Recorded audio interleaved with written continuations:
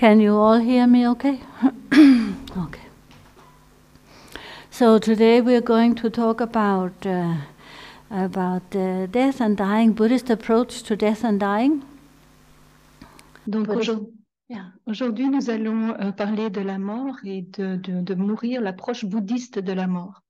And I have to get used to translator, like we have to backwards and forwards. So, yes, so it's whether we're Buddhist or not, whether we're Christian, whether we're Muslim, it's something we all have to have an approach to. It's not like if it's just the Buddhist approach to death and dying. We should all think about the fact of death and dying. We should all consider, whatever our religion or faith is or no faith, we all have to face it sooner or later. But we don't know when, we don't know how, we don't know what form it will take. So, but of course, today we are looking more about how do we think about it from the Buddhist point of view. Donc, que nous soyons bouddhistes, chrétiens, musulmans, ou que nous soyons athées, nous aurons tous à confronter la mort et le fait de mourir. Et donc, nous devons tous y penser, nous devons tous envisager la mort, parce que nous allons tous devoir mourir un jour. La seule chose, c'est que nous ne savons pas quand ni comment. So for all of us, there will come a time when there's no extension possible. You know, that's it. We've reached the limit of our lifespan. One thing that's very interesting that I maybe could add here is that when you look at the Tibetan medicine, the Tibetan approach to medicine, our sicknesses, the way of looking at sickness is actually very different from the Western way of looking at sickness. It says that there are, in the medical tantras, it says there are 404 different types of illnesses, or there are 404 different groups of illnesses. And one of these groups is the type of illness where you just recover. You get sick, you just recover. It's like you have a flu. You go to bed, you have a lemsip, and you get better. So it's no big deal. And the second group is more serious. You get sick, but you take medicine. There's some treatment available, and you still get better. So it could be maybe cancer, or maybe some other serious illness, and you get better. Third type of illness says, they're not specifically in this order, but it says one where you can recover through spiritual means. The type of illness where you may try all the different kinds of medications that are possible, and none of it works. You don't get better. But if you were in a place like Tibet or Asia somewhere, you might go and see either a Tibetan doctor or a Rinpoche, a master there, who would tell you, well, you should do 100,000 taras, or make a whole lot of satsas, or do a lot of purification practices of some form, and then you will get better. So that, or you do medicine Buddha practice, you do different practices, and then you could get better. So that's one of them as well. And then the last one. So the last one is where it says, never mind what you do, never mind what kind of medicine you take, never mind what kind of treatment you do, that grouping of illnesses, they're terminal. It's like karmically, there's nothing you can do. Whether you take the medicine or not, you die. Whether you do the spiritual practices or not, you die. It's like that, that's it. You come to the end of your lifespan, and there's no way we can lengthen it, really. So that's how these four groups are divided up. In a very simple way, of course. It's much more elaborate in the actual teachings. Pour chacun d'entre nous, nous arriverons à un moment où il n'y aura plus d'extension possible, où nous serons arrivés à la limite de notre durée d'existence. Et ce qui est assez intéressant, c'est qu'au niveau de la médecine tibétaine, l'approche est très différente de l'approche de la médecine occidentale. La médecine tibétaine définit 4 grands groupes de maladies. C'est beaucoup plus complexe que ça, il y a des subdivisions. Mais en gros, le premier type de maladie, ce sont les maladies, on tombe malade et on n'a pas besoin de faire quoi que ce soit. On va retrouver la santé, on va guérir sans problème. Par exemple, on attrape un rhume ou ce genre de maladie bénigne, on va pouvoir aller mieux sans problème. Le deuxième type de maladie est plus grave. Elle nécessite un traitement ou la prise de médicaments, mais si on suit ce traitement et si on prend ces médicaments, on va pouvoir retrouver la santé, aller mieux. Un troisième type de maladie, ce sont les maladies on peut guérir grâce à des pratiques spirituelles.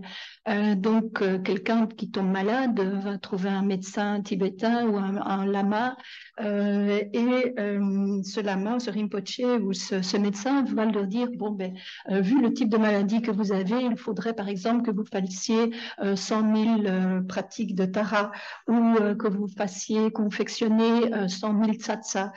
Ou que vous fassiez des rituels de purification ou que vous pratiquiez le rituel du Bouddha de la médecine. Et à ce moment-là, si vous faites cela, vous allez aller mieux. Mais il y a aussi un quatrième type de maladie ce sont des maladies terminales. Il n'y a pas de traitement possible, qu'on prenne des médicaments ou qu'on n'en prenne pas, qu'on suive ou non un traitement, qu'on fasse ou non des pratiques spirituelles, eh bien, on va de toute façon mourir. Ce sont des maladies qui nous conduisent à la fin de notre durée d'existence. So in Buddhism, you talk about the 6 realms of existence. I don't know if you are all familiar with the 6 realms of existence, but it's said that within samsara, you know, our worldly existence, there is these 6 realms. And all of them, the common sort of reality that we all experience within samsara is birth, sickness, old age and deterioration, and death. And this is like the boundary that it's like a fence, it's like the walls that hold us within samsara. We go through birth, sickness, deterioration, death, birth, sickness, deterioration of death. And according to our karma, our activity, our intentions, we are reborn again and again within one of these 6 realms. Donc, dans le bouddhisme, on parle de 6 domaines d'existence. Je ne sais pas si vous êtes familier avec cette notion de 6 domaines, de 6 royaumes d'existence, mais d'un point de vue bouddhiste, c'est tant qu'on est dans le samsara, dans notre existence, worldly. Mondaine, c'est pas vraiment mondaine. Enfin, tant qu'on est dans ce monde, on va passer par ces 6 états d'existence.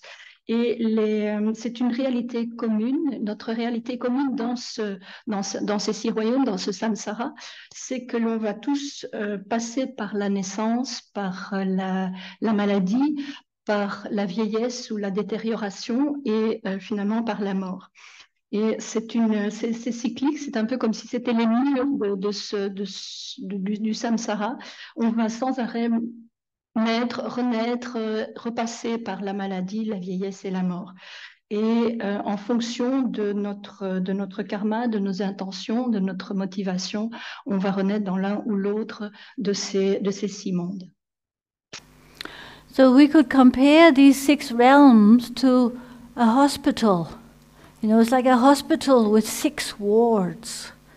If you have a hospital and you go to one, specialized ward in one sickness, another ward is specialized in a second sickness, etc. So like that, the 6 realms, they're like the manifestation of our own illness. We are reborn in these particular realms depending on our illness, whether our main illness is anger, whether our main illness is craving and desire, our main illness is jealousy. We're reborn in one of those realms. And so, in a way, samsara, we could view it as like a massive, massive hospital. But the problem with the hospital, of course, one problem is there's a lot of suffering. All of these realms are full of people who are ill and need treatment. But another problem is there's only one exit. There's no, like normally we have lots of emergency exits around the place, isn't it? We have to have lots of emergency exits. This one has got one emergency exit. There's only one. There's only one way out of samsara, is understanding the nature of mind, understanding what created all of this suffering in the first place. So we say to be free, the Buddhist view is to really free oneself from the continuous cycle of birth, sickness, old age or deterioration, and death that we have been continuously going in for so long time. We need to come to the understanding of the nature of reality, the nature of mind, or the nature of non-duality, you could say. That's the exit. That's the only exit point. We have to find that exit point. So that's the remedy for all the sicknesses. On pourrait comparer ces 6 royaumes d'existence à un hôpital avec 6 différentes unités qui se spécialisent chacune dans un type particulier de maladie. Donc, selon notre principale affliction, qu'on souffre de colère ou de cupidité, de jalousie, etc., on va se retrouver dans l'une ou l'autre des branches de cet hôpital. Et bien sûr, ce qui caractérise cet hôpital, c'est qu'il y a énormément de souffrance. Mais ce qui le caractérise aussi, c'est qu'il n'y a qu'une seule voie, il n'y a qu'une seule sortie, il n'y a qu'une seule voie pour sortir de cet hôpital.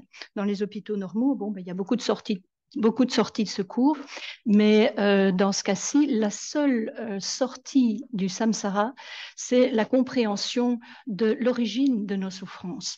C'est, d'un point de vue bouddhiste, pour nous libérer totalement de toutes ces souffrances, il faut comprendre ce qu'est la nature de la réalité, ce qu'est la nature de notre esprit, ou ce qu'est la non-dualité. Et ça, c'est le remède pour sortir des souffrances du samsara. So from that point of view, it's said that to understand both life and death, to understand how to free ourselves from all the suffering in all these different realms, we have to learn to, we have to find this remedy, of course. We have to find and discover this nature of mind, but we have to stay in the present. What we are constantly striving to do is staying in the present, not being caught up in the past, not being involved in the future. So when we meditate, of course, that's what we are aiming for, finding that exit. Et donc, de ce point de vue, pour comprendre à la fois la vie et la mort, nous devons trouver ce remède. Et ce remède, c'est de rester dans le moment présent, de ne pas être pris dans le passé ou dans le futur. Et ça, c'est ce qu'on fait, par exemple, dans la méditation. So that means we try to accept change. So that means also in terms of our relationship with change, means our relationship with death and dying. By living in the present, we have more of a direct relationship with change and with the change that happens at the time of death. It said if we are always living in the future, we are like somebody who's constantly thinking about, or reading cookbooks, you could say. Somebody who's constantly reading cookbooks and dreaming up wonderful recipes, but we never really get to eat them. That's like all of our ideas of the future. And if we are all the time caught up in the past, we are like a person who is constantly heating up all of our old leftovers maybe in the fridge, and we get sick from eating them. Constantly we are rehashing the past. Constantly we are going over the past again and again, or constantly we are daydreaming about the future.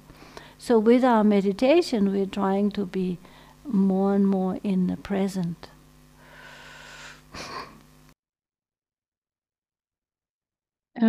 Et cela veut dire aussi accepter le changement.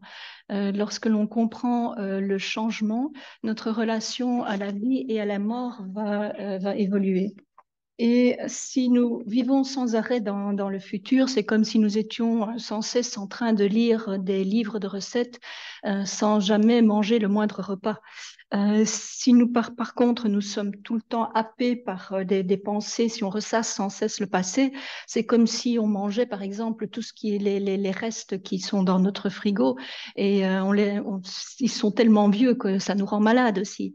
Donc, la méditation, c'est essayer d'être de plus en plus davantage dans l'instant présent. And so, this deterioration that is happening, you know, when we come closer to death, it can happen in many different ways. It can happen very suddenly, or it can happen through sudden death, or through illness, through sickness, through slow death. It can be painful, can be peaceful. We don't really know, but we need to use our life to prepare for it, to prepare to find that exit. To prepare to find, so it's not just another death and a rebirth within those 6 realms, but that we actually find that one exit that takes you right out of that hospital, right out of the 6 realms. So we try to use our life to prepare in that way. Et donc, cette détérioration peut se produire de façon très différente. La mort peut être soudaine, elle peut être progressive, elle peut être de différentes causes, on peut tomber malade, etc. Elle peut être paisible aussi, mais l'objectif, c'est d'utiliser cette vie pour essayer de trouver cette sortie unique qui va nous permettre d'échapper à cet hôpital, d'échapper une fois pour toutes à ces 6 royaumes d'existence, à ce cycle constant de renaissance et de mort. So from that point of view, you could say that our life now is a journey towards that exit, a journey. And just like when we we take a journey in this life, there are lots of things we have to do beforehand, right? We have to prepare for the journey. We have to pack our bags. We have to say goodbye to our loved ones. We have to have a map of where we are going. We have to know what is the end destination. If we don't know what our end destination is, maybe we get off at the wrong stop. We take the wrong bus, take the wrong train. So whenever we go on a journey, there's a lot of preparation we need to do. And it's like that as well with death. So during our life, we are preparing for that journey, the journey at the time of death. Et de mon point de vue, la vie est comme un voyage en direction de cette sortie. Et quand on part en voyage, on doit faire beaucoup de préparatifs. Il faut empaqueter nos affaires, il faut dire au revoir, prendre congé de nos proches et de nos amis. Il faut qu'on ait également une carte pour nous indiquer le chemin, et savoir à quelle destination, savoir aussi vers quelle destination nous comptons nous rendre, sans quoi on pourrait descendre au mauvais arrêt. Donc, cela représente beaucoup de préparatifs, et il en va de même avec la mort. So of course our life is not purely about preparing for death, but if you think of death in terms of each moment, there is a beginning and there is an end, so there's actually constant death. The Buddhist view is also each moment is a new beginning. There is the end of the past, there's a new beginning. So death happens each moment. But what we talk about here is the death of our body, the elements of our body deteriorating. Our home, our physical home that we have become so familiar with throughout our life that we think this is who I am. This body that is made of the 5 elements, it will eventually deteriorate and it will eventually fall apart. And we will have to make that journey. But like our spiritual path, I would say, yes, it is about preparing for that journey, for that end, but it's also about living our life to the full at the same time. The more you think about impermanence and death, the more you live your life to the full, and the less you waste your opportunities when they arise. At least that's the idea. That's what we're aiming for, right?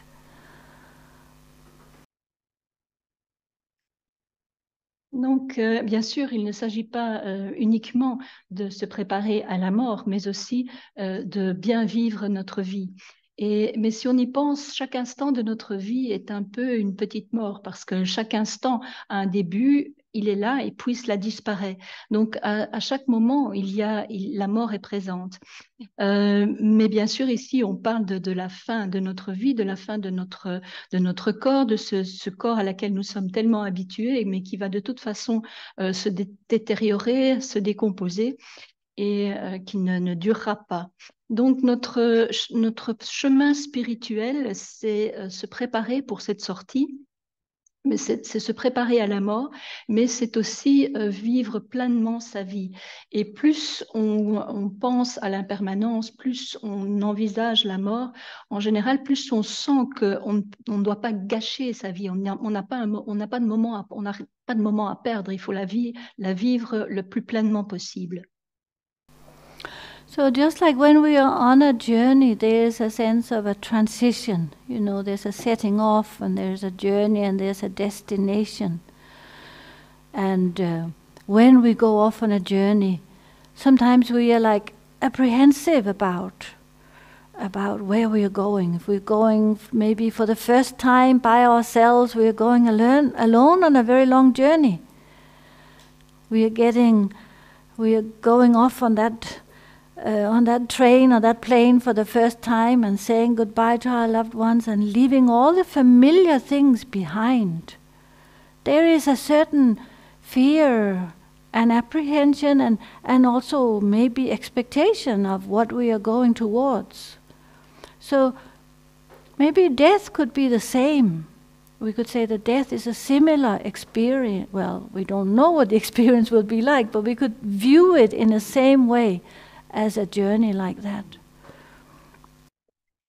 Et quand on part en voyage, il y a ce sentiment d'une transition, on part de quelque part et puis on se rend vers un ailleurs.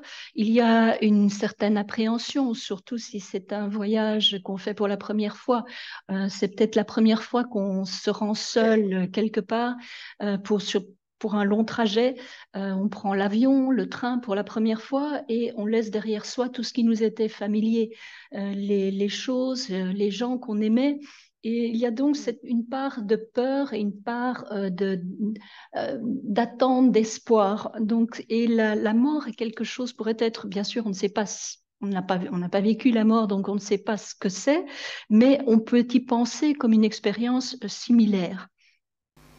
So when we are dying, we are going on a journey of the mind, you could say, where similarly we have to leave this body, we have to certainly leave this body behind at the time of death. Our most loved possession, I think, is probably our body. We have to say goodbye to our most beloved possessions. We have to leave our body behind. We have to say goodbye to our most beloved loved ones, our most loved ones. We have to leave everyone behind. We have to, ideally our mind during our life has been prepared so we are able and we are sort of focused for that journey. We know where we're going. We have studied the map. we are in good shape to go on that journey, so that we are not, we are not completely unprepared.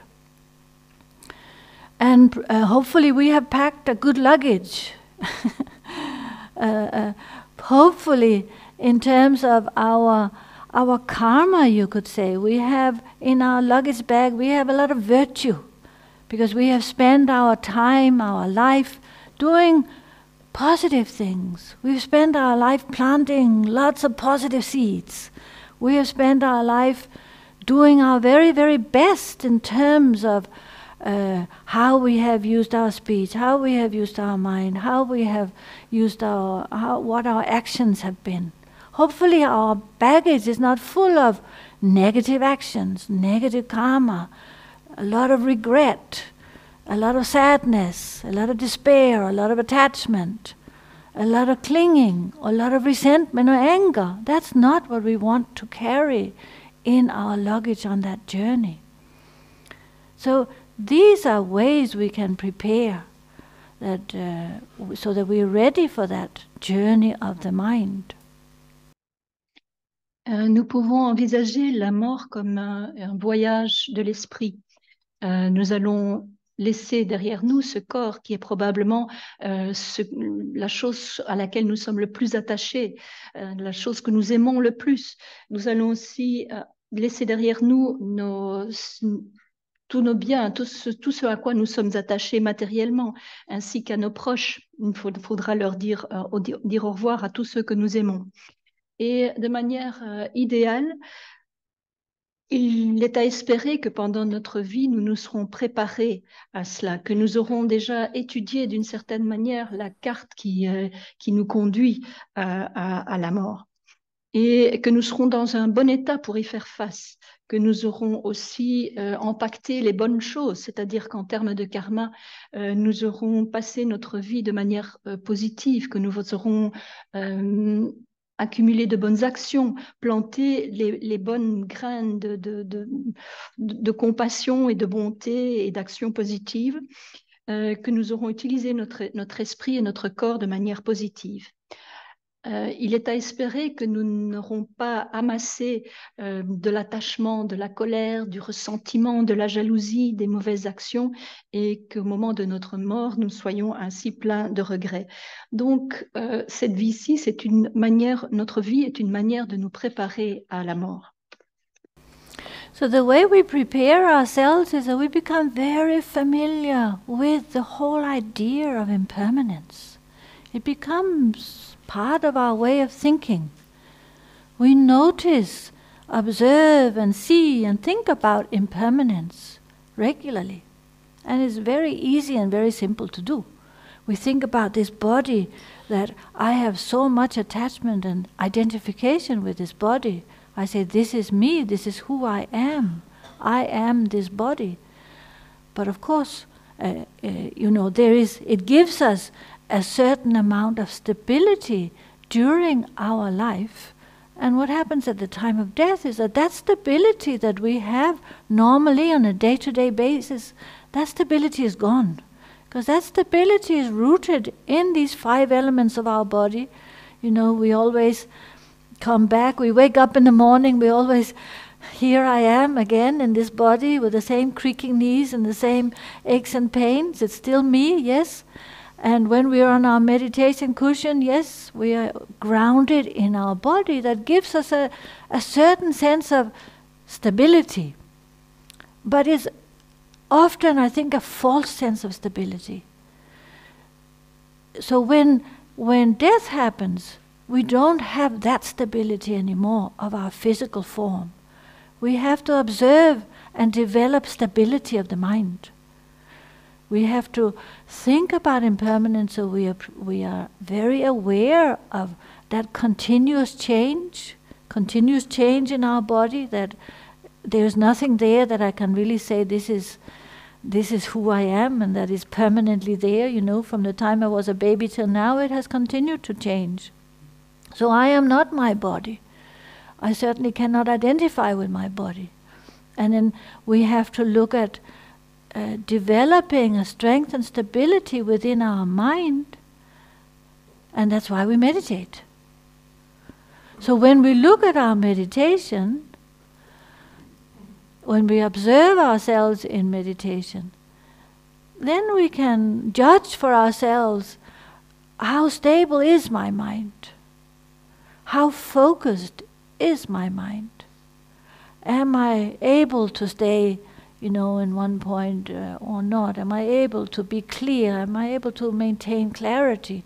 And if while I have the apparent stability of my body in this life, if I'm still not able to be present, then I think we can assume that at the time when the body is not there to support us anymore, then our instability will be much stronger, right? So we need to prepare. The key point is we need to prepare our mind while we can. We need to develop inner stability while we can, because the outer stability will not be there to support us at the time of death. La façon de se préparer, c'est de se familiariser avec l'impermanence. C'est de voir que ça devienne vraiment... L'impermanence, on peut la constater partout, tout autour de nous. Donc, mais il faut s'en imprégner, que ça devienne vraiment une habitude de voir les changements et l'impermanence autour de nous. Et en général, on s'identifie à notre corps. Notre corps, on a l'impression, on se dit, c'est moi, je suis ce corps. Et ce corps constitué des 5 éléments nous donne une impression de stabilité. Mais au moment de la mort, cette stabilité disparaît, les éléments se dispersent, et donc on n'a plus cette stabilité du corps. Et actuellement, on se réveille le matin et on se dit « Ah tiens, je suis toujours là, c'est toujours moi avec ce corps, avec ces problèmes, mes genoux qui craquent. » On est ancré dans ce corps.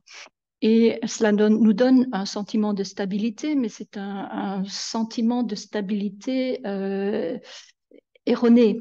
Et au moment de la mort, nous n'aurons que la stabilité de notre esprit. Et quand on se familiarise avec l'impermanence, on essaye de prendre conscience de ce changement continuel dans notre corps aussi. Ce corps, le corps que nous avons maintenant n'est pas celui que nous avions quand nous sommes nés. Il est dans un processus d'évolution constant. Et donc, il faut à ce moment-là développer cette compréhension de l'impermanence, et par la méditation, développer la stabilité de l'esprit. Quand on observe son esprit dans la méditation, on peut juger à quel point notre esprit est stable ou non. Est-ce que nous parvenons à garder l'esprit focalisé pendant un certain temps, à maintenir la clarté, à maintenir cette stabilité mentale? Si ce n'est pas le cas, au moment de notre mort, si on ne se base, si notre esprit ne trouve la stabilité que grâce en s'ancrant dans le corps par la stabilité du corps, au moment où cette stabilité du corps aura disparu dans la mort, à ce moment-là, on sera bien... La seule chose sur laquelle on peut compter, ce serait la stabilité de l'esprit. Donc c'est très, très important d'essayer de développer cette stabilité intérieure, cette stabilité mentale, parce qu'au moment de la mort, la stabilité extérieure que nous donne le corps ne sera plus là. So the groundedness in our body is very helpful for us to develop stability, but of course when that is gone, then our mind will wander. It said our mind will wander aimlessly at the time of death. And what happens when the mind wanders, which we can also observe, the mind wanders, and when there's no stability, then there is more, then the kleshas arise. So it's like the growing ground for negative emotions. A lot of thoughts are the cause for a lot of negative emotions. And it means that this instability will grow at the time of death and after death. So we will be much easier, when the mind is unstable, it's much easier affected by the kleshas, by the negative emotions. Yeah. Donc l'ancrage dans notre corps est très utile, mais lorsque cet ancrage disparaît, notre esprit s'échappe et se disperse. Et lorsque l'esprit est ainsi dispersé, il est beaucoup plus fragile à l'influence des émotions négatives. Cette instabilité est la base du développement d'émotions négatives. Et cette instabilité va grandir au moment de la mort. Donc, il est très important d'essayer d'augmenter notre stabilité mentale. So the importance, like many people say, how can we prepare? One of the most important aspects is to develop this inner stability through whatever methods you are familiar with. Because all of our meditation practice, they all aim to develop stability and mindfulness and awareness. Donc, comment pouvons-nous nous préparer? Eh bien, le plus important, c'est d'essayer de développer cette stabilité intérieure, et toutes les pratiques méditatives visent à développer notre conscience, notre attention, et donc à développer cette stabilité. And then we should think, when we think about death, we should recognize that it is natural. It is not something that we have to be so terribly surprised by when it happens to us. Which it seems that often, people are shocked. We live our life, in a way contrary to impermanence. So as Buddhists, if we really have taken to heart the truth of impermanence, which in itself, there's nothing Buddhist about it, because it's just observing reality. If we really have managed to take that to heart, we would not be so surprised or so shocked when, or if we go to a doctor and we are told that we may only have a few months left to live, if we are fortunate enough to be in that situation. Because that's actually, according to Akong Rinpoche, that's a very fortunate position to be in, to be told that you have only a few months left.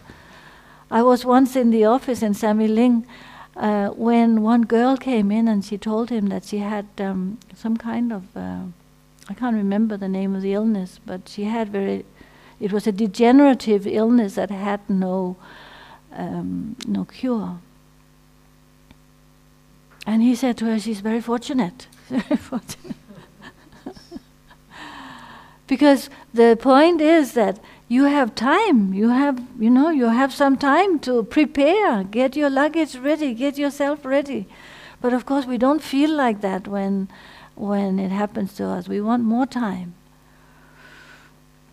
But of course many people die without any warning, just from one moment to another. So having some time to prepare is seen as a positive thing.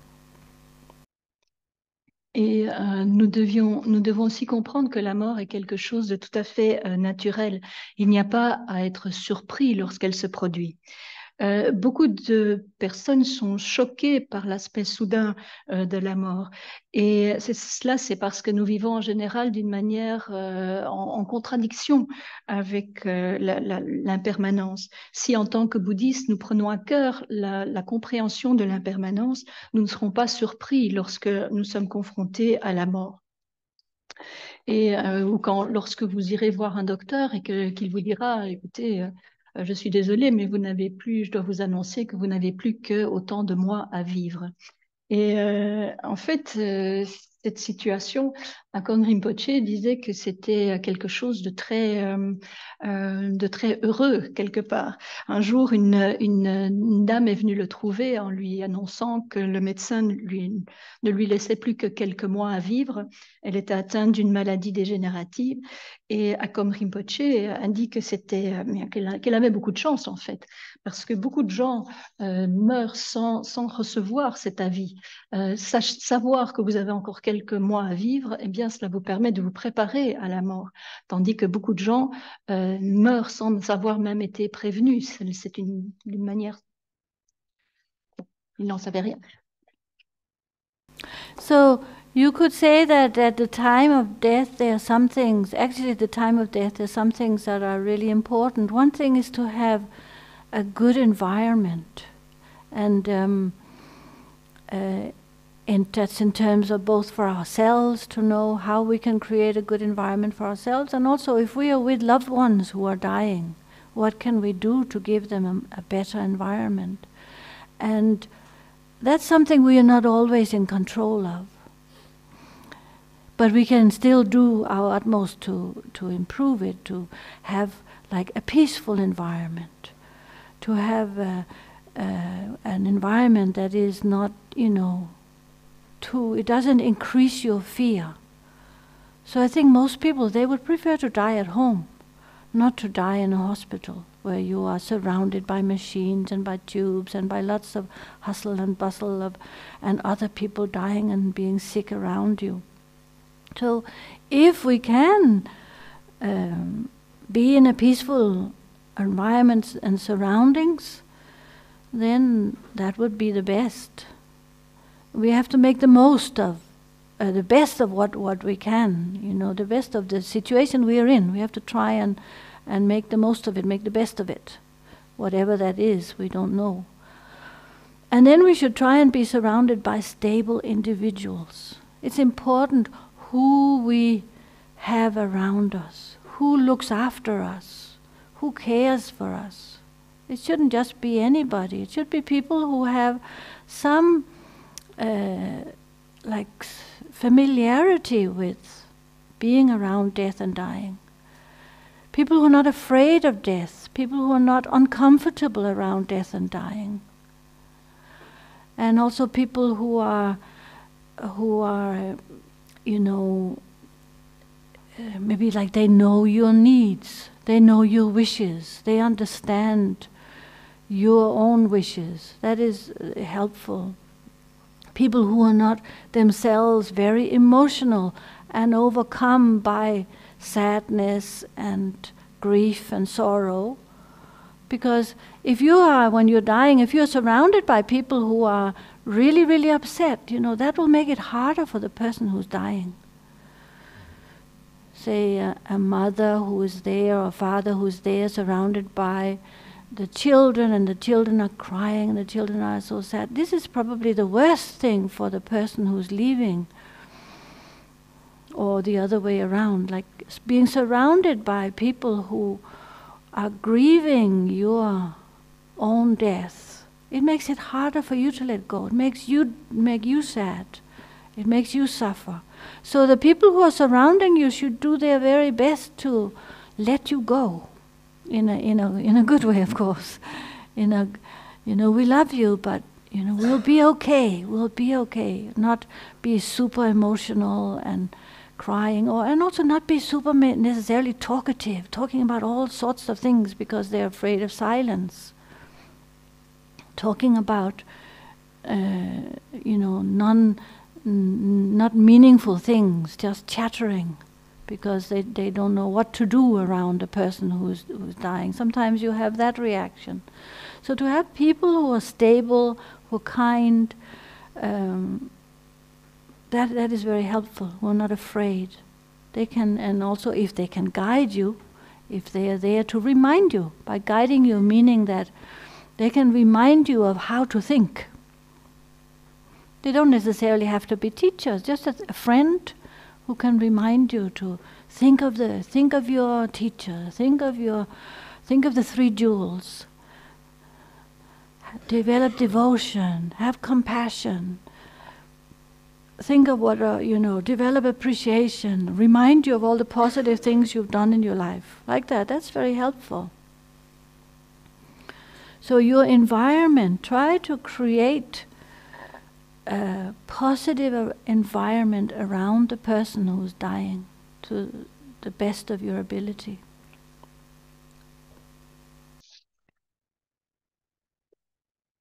Et au moment de la mort, ce qui est important, c'est notamment d'essayer de se trouver dans un environnement positif, dans un bon environnement, que ce soit pour nous-mêmes ou que ce soit pour quelqu'un d'autre qui est en train de mourir, quelqu'un que nous aimons qui est en train de mourir. Bien sûr, les conditions ne sont pas toujours sous notre contrôle. mais on peut essayer de faire de notre mieux pour améliorer ces conditions dans la mesure de nos possibilités, de nos capacités.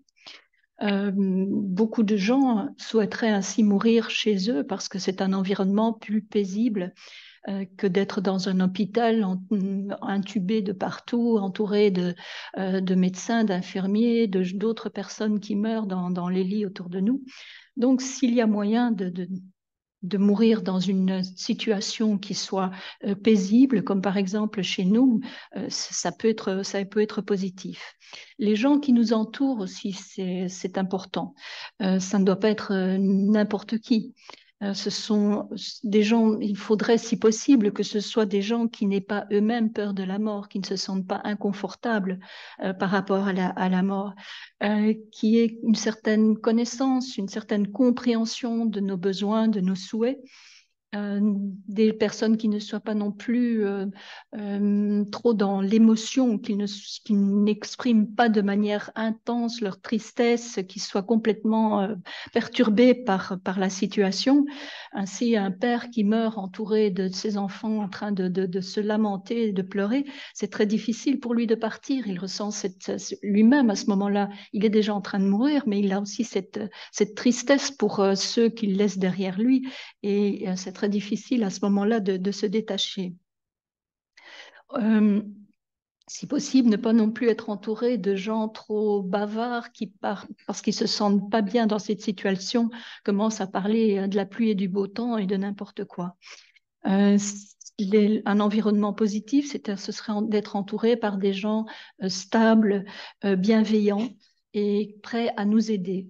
Ça peut aussi être des gens qui nous, pas nécessairement notre maître spirituel, mais des amis qui peuvent nous rappeler notre pratique, qui peuvent nous rappeler de développer la dévotion, la compassion, l'appréciation de ce que nous avons fait au cours de notre vie.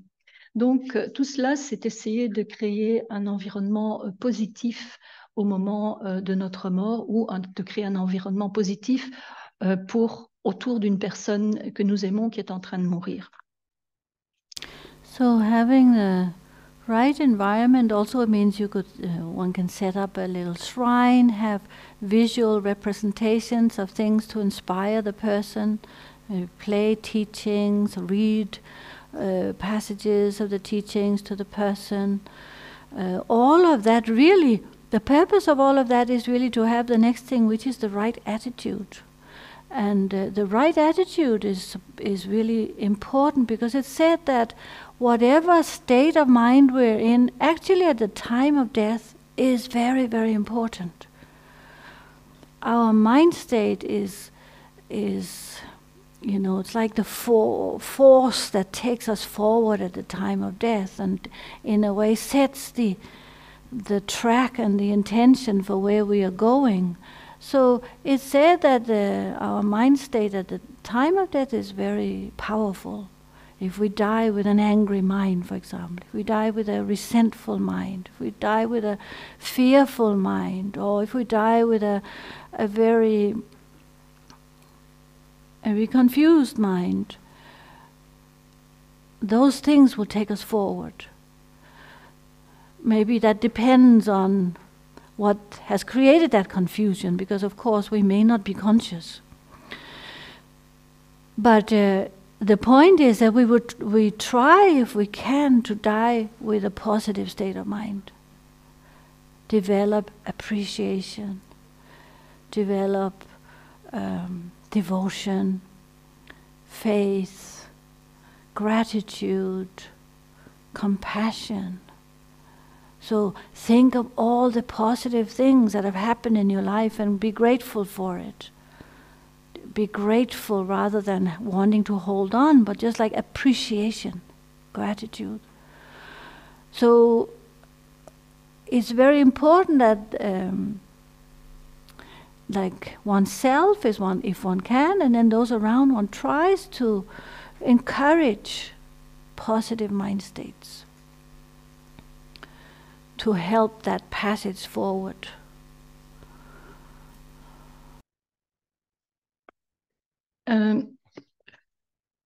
Donc, pour créer cet environnement favorable, on peut aussi installer un petit hôtel ou des représentations, des images, jouer ou faire passer ou lire des enseignements. Le but de tout cela, c'est que la personne en train de mourir puisse développer une attitude correcte et positive. Parce qu'il est dit que l'état d'esprit dans lequel nous sommes au moment de la mort est très important et très puissant. L'état d'esprit dans lequel on est au moment de la mort, c'est une force qui va nous lancer sur une certaine voie, qui va nous envoyer vers un certain but. Et donc, si l'on meurt avec un esprit rempli de peur, de confusion, de colère, c'est très négatif. Et cela, bon, parfois, on est dans un état qui n'est pas conscient, donc on peut ne pas être à l'origine de cela, mais bon. Et donc, l'important, c'est d'essayer de développer de l'appréciation, de la foi, de la dévotion, de la compassion, de penser à toutes les choses positives qui nous sont arrivées ou que nous avons faites pendant notre vie, pas pour s'y attacher, mais pour développer une profonde gratitude. Et tout ce que l'on peut, toutes les personnes qui sont autour peuvent nous aider à ce que notre esprit aille dans cette direction et soit donc dans un état positif. In some of the texts about the death and dying or the bardos, it says in the Buddhist text, it says that an ordinary practitioner dies without regret. Dies without regret, and a medium practitioner dies without regret and without fear.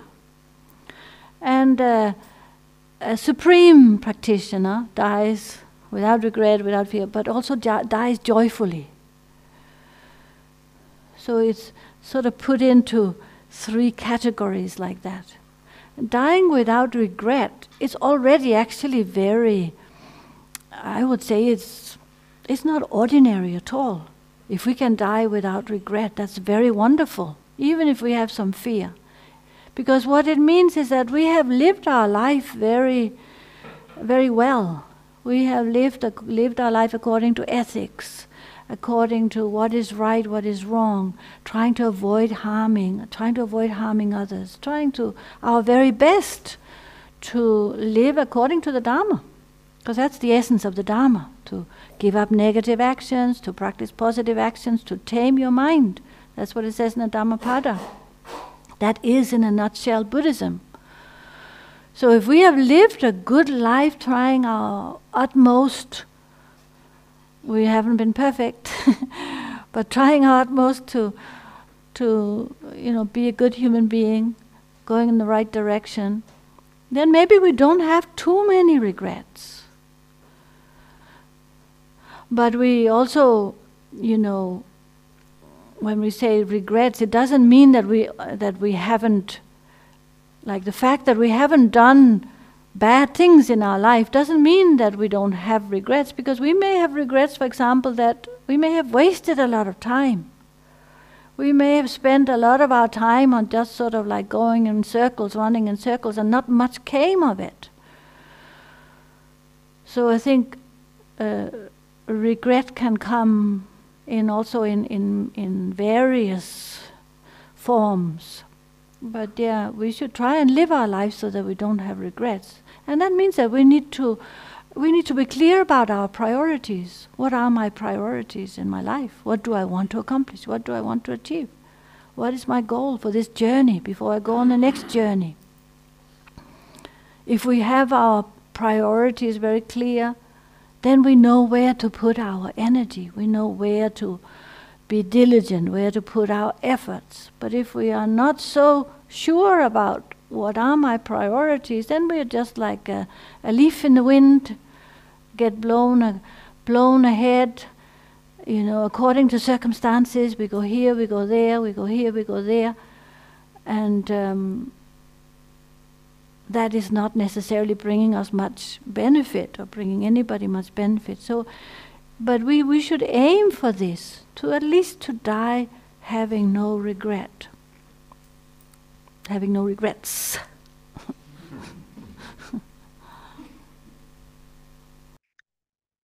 Dans certains textes certains textes bouddhistes sur la mort ou des textes sur le bardo, on distingue trois types de pratiquants et de morts de pratiquants. La personne ordinaire, le pratiquant ordinaire meurt, il est dit qu'il meurt sans regret. Le pratiquant de niveau moyen meurt non seulement sans regret, mais aussi sans peur. Et enfin, le pratiquant de niveau supérieur meurt sans regret, sans peur, mais aussi avec joie. Et la première catégorie de pratiquants, le pratiquant ordinaire, s'il meurt sans regret, mais c'est déjà magnifique, c'est déjà extraordinaire. Cela veut dire que cette personne aura vécu sa vie selon l'éthique, en sachant ce qu'est le bien et le mal, en ne causant pas de tort aux autres et en essayant de faire du bien. Cela veut dire que cette personne aura vécu en accord avec le dharma, parce que le dharma, si on condense ce que signifie le dharma, c'est ne pas commettre d'actions négatives, c'est agir de manière positive et c'est dompter son esprit. Donc ça, c'est un résumé de ce qu'est le dharma. Et si l'on a vécu ainsi, eh bien, c'est qu'on s'est efforcé de devenir un être humain meilleur.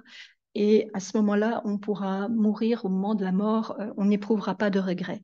Enfin, ça ne veut pas dire qu'on ne puisse ne pas éprouver de regrets du tout, parce qu'il y a, dans nos vies, il se peut qu'il y ait eu des moments où on est perdu du temps, où on est tourné en rond pendant un certain moment sans que ça nous apporte beaucoup de bienfaits. Cela peut prendre plusieurs formes. Donc, ce qu'il faudrait faire, c'est essayer de définir nos priorités, de voir ce qui est important d'accomplir dans cette vie. Et une fois qu'on a ces priorités à l'esprit, on peut à ce moment-là diriger nos efforts, diriger notre énergie pour y arriver et faire en sorte que notre vie soit positive. Et si l'on vit ainsi, on pourra mourir sans avoir trop de regrets. And so, of course, if we have regrets, we should do our best during our lifetime while we can, to make good whatever it is that has happened. We should try to make peace. We should try to apologize if we need to apologize. We should try to do our best to mend whatever situations are there, but we shouldn't get stuck on it. When it comes to the actual point of death, we should not get stuck on that part, because that's already too late, isn't it? We should move forward then, and and we should, in a positive way. So not letting ourselves get stuck on the memory of past things we have done. Instead, think of the future and move towards the future in a positive way by thinking about the good things you have done, the practice you have done, the retreats you have done, the teachings you have received, the blessings you have received, the people you have helped in your life, all of the various,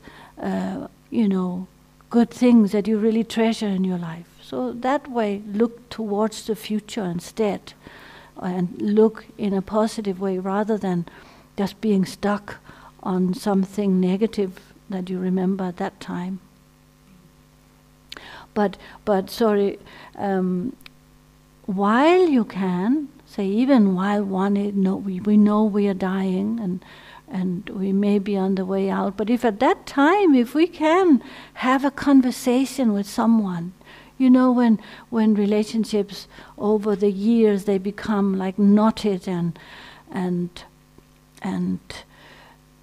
it's become a situation where you don't speak to each other anymore because you're both so angry at each other, you're both so upset and hurtful. At that time, it's very good to try and make up, because when somebody is dying, what they say, one thing we can be sure about is that they really mean it.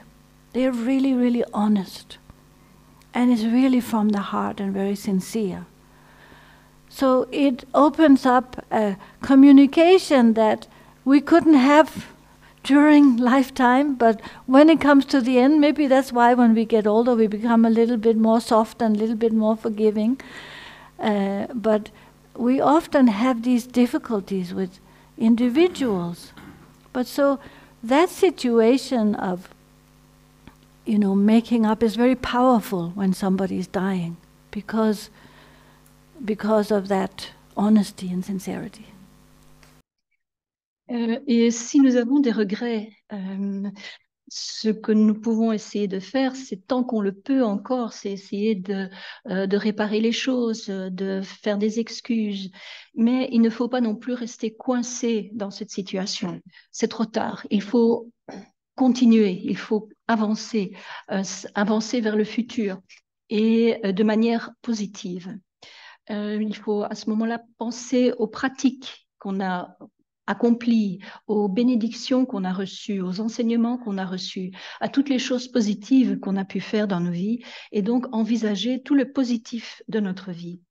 Mais si nous en avons encore le temps et qu'il y a des choses que nous regrettons vraiment, il y a parfois des situations qui se sont créées dans nos vies où on est incapable d'encore parler avec des gens. Il y a la situation, les conflits se sont tellement solidifiés pendant notre vie, on n'a pas pu résoudre la situation, on n'a pas pu en parler. S'il y a moyen d'engager la conversation au moment de notre mort, dans le temps qui nous reste avant la mort, cela peut être extrêmement effectif, parce qu'une personne qui est en train de mourir, ce qu'elle dit est totalement sincère, cela vient du fond du cœur, c'est extrêmement puissant. Et donc, c'est un moment où ces conflits qui se sont tellement solidifiés peuvent où la communication peut passer. Ce moment de la mort peut permettre une ouverture qui permet d'établir une communication réelle et un pardon mutuel, et donc de pouvoir résoudre une fois pour toutes ces situations qui peuvent nous causer beaucoup de regrets au moment de notre mort. So that's as an ordinary practitioner. As an ordinary practitioner, it says we might hopefully be able to die without regret, and if we can, that's very good. Because if we have lived our life without awareness or without mindfulness or without a sense of what is right or wrong, without ethics, then it's most likely we will have many regrets. But then the second level, dying without fear, it's hard to know, isn't it? Will we have fear or not? If we have fear now, we are likely to have fear at that time. But I think it very much depends on the circumstances of our death as well, because we don't know, will it be painful, will we be, whatever situation we will be in, physically, we really don't know. We know that we've had fear our whole life, and it says that only a Buddha is beyond fear. Only when we reach Buddhahood have we totally conquered all our fears. Have we reached that state of fearlessness. Some people say they are not afraid of fear, so they're not afraid of death. And at that time, we may not be afraid of death. But of course, we don't really know how we will react when the time comes. If we can be calm, if we can remind ourselves that fear is just our ego talking, it's our ego chattering away, and that fear has tortured us for our whole life, then maybe we can, if we can remind ourselves of the teachings, remind ourselves that ultimately there is no one there to die, ultimately there's no one there to be afraid. Who is this person who is saying, I am afraid? Who is this person who's saying, I am suffering? Who is this person who's saying, this is a very difficult situation? But, I think to a big degree it depends on our training during life, during our lifetime. So how much training we've had during our lifetime, I think it will depend on our level of fearlessness at the time of death. So the real message is actually that we need to train our mind now while we can, because at that time it's too late.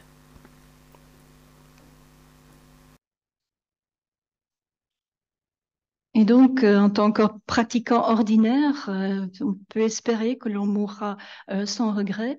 Mais si on vit sa vie de manière négative, sans conscience, sans attention, en faisant beaucoup de choses négatives, il est très probable que nous mourrons avec des regrets. Au second niveau, le second niveau de pratiquant meurt sans peur. Mais on ne peut pas savoir si l'on mourra sans peur ou non. Cela va beaucoup dépendre des circonstances de notre mort. Les circonstances physiques, le degré de douleur, enfin plein d'éléments que nous ne maîtrisons pas peuvent causer la peur. Il est dit dans les textes bouddhistes que seul un Bouddha est passé au-delà de la peur, qu'un Bouddha a éliminé toute peur. Et actuellement, maintenant, peut-être que certaines personnes ici peuvent se dire, oui, je n'ai pas peur de la mort. Mais on n'a pas peur de la mort maintenant, mais on ne peut pas savoir ce qu'il se passera, dans quel état sera notre esprit au moment où nous allons vraiment mourir. On peut bien sûr se rappeler les enseignements à ce moment-là, essayer de développer la conscience du non-ego, la compréhension du non-ego, se dire qui est-ce qui est en train de mourir, qui est en train d'avoir mal, etc. Mais cela veut dire que notre degré de peur va aussi dépendre beaucoup du niveau d'entraînement de notre esprit dans cette vie-ci. Et donc, c'est pour cela que l'important, c'est essayer tant que nous le pouvons dans cette vie-ci, d'entraîner notre esprit un maximum, parce qu'au moment de la mort, ce sera trop tard. So when we're comparing our dying process to a journey, to taking a journey, and we're saying, depending on or saying that we need to make sure we bring the right luggage. That's also part of training. When we say we need to train our mind, that also means we need to train. The training is in how we apply ourselves during life. Training doesn't just mean when we sit on the meditation cushion. It means how we use our body, speech, and mind. Because the results of that is what we are bringing in our luggage. The effects of our actions, the effects of our speech, the effects of our way of thinking is, the luggage we bring with us. So we want that to be positive. We want it to be the right things. We want it to be positive qualities, not negative qualities, not negative consequences, not negative karma. And so all I mean to say is that the training is very important in all these areas during our life. How we spend our life, how we use our time, how we act, what are the consequences of our actions. Et quand nous comparions le processus de la mort à un voyage, nous avons dit que nous devions faire en sorte d'avoir les bons bagages avec nous. Et ces bagages, c'est l'entraînement que nous avons suivi pendant notre vie. Et quand on parle de pratique, ce n'est pas seulement notre pratique méditative lorsque nous sommes assis sur un coussin, c'est au quotidien, c'est la manière dont nous utilisons notre corps, notre parole et notre esprit dans chaque moment de notre vie. Et on doit s'efforcer que ce soit pour développer des qualités positives et pas des qualités négatives ou du karma négatif. Donc, c'est pour souligner que l'entraînement, notre pratique, notre entraînement est quelque chose de très, très important et que c'est la manière dont nous utilisons notre temps au quotidien. So we're saying that there are three three things that are important when the time comes to die, right? Right environment and right attitude. Then the third thing that I was going to mention is they're the things to do. So trying to have the right environment, trying to develop the right attitude, then there's the things we need to do in relation to death. But really they ought to be done before we come to that point of where we are on our deathbed. They're the things we need to do, like to put our house in order. And that's all very practical things. It means that, many people, they spend a lifetime accumulating material things. They spend a lifetime working so hard to accumulate a house and wealth and various things. Now what you really want to do is to get your house in order so that those things that you worked so hard to accumulate and to gain and to gather, they don't become a cause of suffering for others. Because that I have seen many, many times, is that if somebody dies without having made very clear directions, given very clear instructions on, this is who has to have that, and this is who has to have that, and this of my children, this is what goes to my son, this is what goes to my daughter, this is what goes to my cousin, this is what goes to whoever we want it to go to. We need to make that very, very clear, because everybody in the family will have different ideas. We might think that everybody has understood our wishes, but it is very often a cause of family conflict. And I think that would be the last thing anyone would want if you have worked so hard your whole life to have comfort and to have a good, good life. Then you don't want that to become a problem or to cause problems for friends and family. So you can prevent that by, of course, like what we do in this day and age, we write a will that is with the lawyers and everything. And also in terms of your body, how you want your body to be treated after death. Now there is, in UK, and I think also here, we talked yesterday about in a death cafe, there is you have to opt out if you don't want your organs to be used for organ donation. So those kind of choices have to be made. Those kind of decisions have to be made. Do you want organ donation or not? It's not like that's your own decision completely. But in terms of conflict and confusion after your death, if those decisions are not clearly communicated, then it ends up becoming a problem for those who are left behind and maybe cause of suffering. So it's very important to consider what you want done with all those things like a body, wealth and body. Et donc, il y a 3 choses qui sont importantes. On a déjà parlé des 2 premières, de créer un environnement positif, de développer une attitude positive. Et il y a aussi le 3e point, c'est quelque chose que nous devons faire. Et en fait, tout cela est à faire avant que nous mourions. Et ce 3e point, c'est d'essayer de mettre notre maison en ordre. La plupart des gens passent toute leur vie à travailler très dur pour accumuler toutes sortes de choses.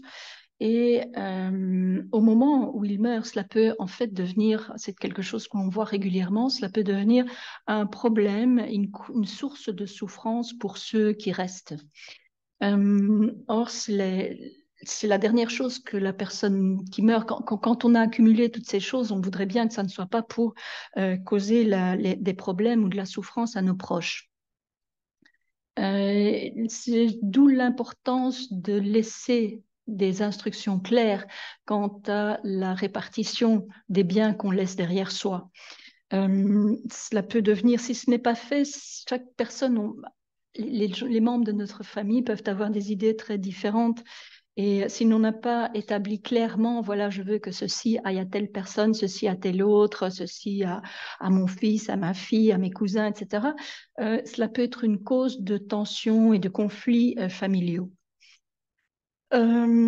C'est la raison pour laquelle il est toujours souhaitable d'établir un testament ou de voir avec un avocat ou un notaire pour les dispositions à prendre au moment de notre mort. Il y a aussi ce que l'on va faire avec notre propre corps. En Angleterre et aussi en Belgique, normalement, les organes sont donnés si on ne spécifie pas qu'on ne le veut pas. Donc, cela peut aussi parfois provoquer des tensions au niveau des familles. Est-ce que soi-même on veut donner son corps et ses organes ou est-ce qu'on ne le veut pas? Tout cela doit être spécifié pour éviter des problèmes à ceux qui nous survivent. Donc, c'est une question de mettre vraiment, de penser aux conséquences de notre mort pour la famille et pour les proches et d'essayer de régler les choses à l'avance de la manière aussi claire et aussi claire que possible. So that's kind of a summary of the, like, one way of putting this Buddhist approach to death and dying, and through, contemplating impermanence, so we become very familiar with our own immortality, with our own mortality. Did I say our own immortality? I was just testing you. Become very familiar with the mortality of all things. How things are constantly changing. There's nothing we can regard as permanent. Things we don't use, we put them away in a cupboard. They sit there for 20 years and they have deteriorated. A nice cupboard or a nice plate, a nice cup, and it looks old. Nothing touched it for 20 years, but it's somehow the elements change and deteriorate our body. So we need to really try and familiarize and take to heart this impermanence and familiarize ourselves with the fact that we are going to die, and we should really treasure each day of our life as much as we can. We should be grateful for each day of our life. We should make the most of our life while we have it. So the study and familiarization of impermanence and death and dying is not a sad message. It is an encouraging and motivating message to make us live our life to the full.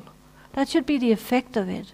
That we really sort of wake up and say, oh yes, I'm alive, I'm wonderful, but I know I don't have endless time, but I'm so fortunate now I'm alive. I think that's what Lama Yeshe said. Every morning he wakes up to say, I'm so fortunate I'm alive. Every day if we had that attitude, that would be wonderful. And that should be the result of it. And then we should think about this, in terms of this journey and how we can make that journey as positive as possible, how we can have our own right environment, how we can help others to have the right environment, how we can support others to have the right mindset, to ease their fear, their worries, their uncertainty, to ease their regrets, to develop more of a positive mindset, to make sure things are sorted practically. Then I think we're doing well if we can do that, and we can try and aim towards that. Like when you see somebody who has, I remember that in one of the retreats in Pure Lands there was Al. Do you remember Al, who was a gardener in Samyeling? He had cancer, and he actually came up to the men's retreat for the last few months of his life. He didn't stay in the men's retreat, but he stayed in the caretaker's house, and from the women's house we could see him. From time to time he would go out in the driveway and just go for a little walk in the driveway up at Pure Lands and go back inside. And his face was so radiant and so alive. You know, he was somebody who was dying, but his face was so alive, like he was taking in the sunset. He was feeling the wind on his face, you know, like he was living his life or his moment to the full, because he knew he didn't have much time left. And actually we should be like that all the time. We should, if we were convinced of our own mortality, that's how we would be. But we aren't, truly. We do have some sort of false securities, false sense of security, and then we get shocked when it happens. So we could leave it there, and if you have questions, we can spend the last time on questions. Donc, et si l'on veut faire un résumé de l'approche bouddhiste de la mort, c'est que nous devons contempler l'impermanence et nous familiariser le plus possible avec la mortalité de toute chose. Tout est sans cesse en train de changer, de se détériorer, même si nous plaçons un objet dans une armoire et qu'on la laisse là pendant des dizaines d'années sans y toucher. On ouvre cette armoire après 10, 20, 30 ans, et bien on va voir que cet objet, même si on n'y a pas touché, s'est détérioré. Et donc, l'idée, c'est de se familiariser avec l'impermanence, de la prendre à cœur, de se familiariser avec cette idée que nous allons mourir de toute façon. Et cette idée va nous permettre de donner toute sa valeur à chaque instant de notre vie, d'essayer d'en tirer le maximum. Ce n'est pas cette contemplation de l'impermanence et de la mort n'est pas du tout quelque chose qui va nous rendre tristes, ce n'est pas un message de dépression, de tristesse. Au contraire, c'est nous encourager à vivre notre vie le plus intensément possible. C'est un rappel d'éveil. De se réveiller à cette sensation que la vie est courte, que nous n'avons pas tout le temps devant nous et qu'il faut donc, nous avons cette chance extraordinaire d'être en vie. Lama Yeshe disait que chaque fois qu'il se réveillait le matin, eh bien, il sentait « Ah, mon Dieu, c'est extraordinaire, quel bonheur que je sois encore en vie ». Et donc à ce moment-là, ce voyage que nous faisons dans la vie, nous essayons de le rendre le plus positif possible. Et pour nous-mêmes et pour les autres aussi, essayer de faire en sorte d'aider les autres à développer un état d'esprit positif, les aider à vaincre leurs peurs, leurs incertitudes. Lama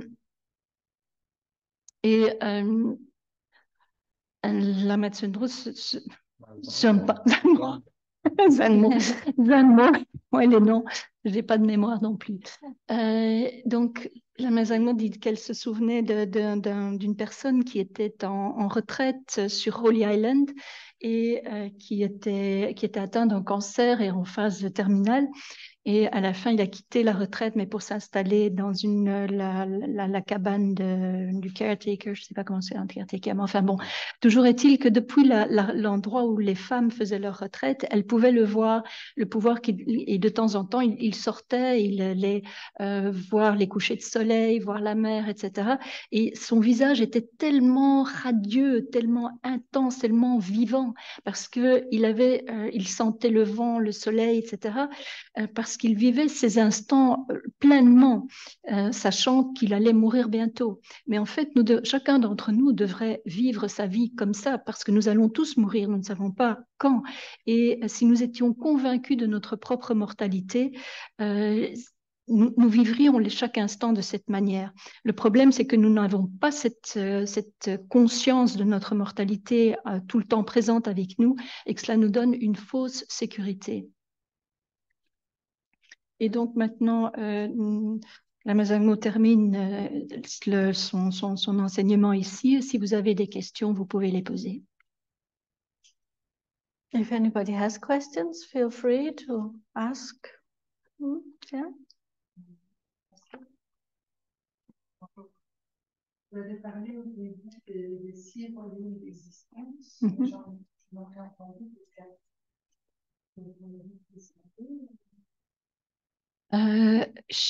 you were talking about the six realms of samsara, but was only aware of 4 realms. So could you please explain a little bit more about it?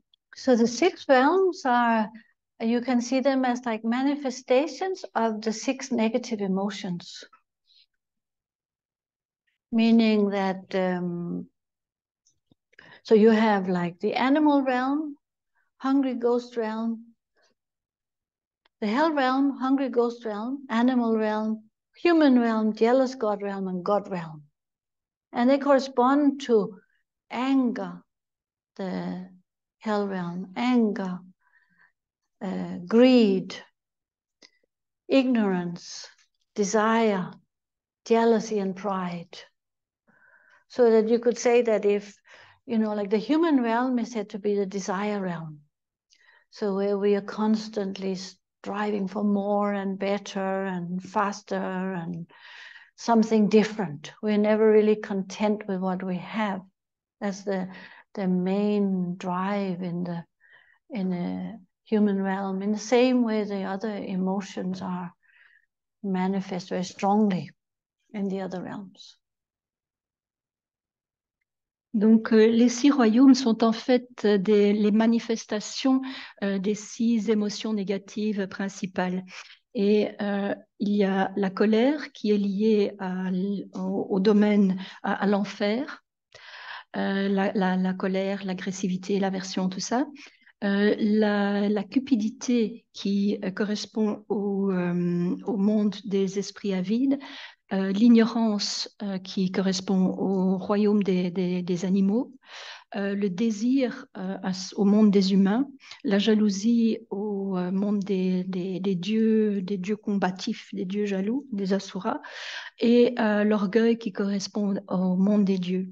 Et le désir correspond au monde des humains parce que nous ne sommes jamais satisfaits de ce que nous avons. Nous sommes toujours en train d'essayer d'avoir plus. Donc c'est chaque fois l'expression d'un type particulier d'émotion. Yeah. I'm trying English. On one side, we say samsara is suffering.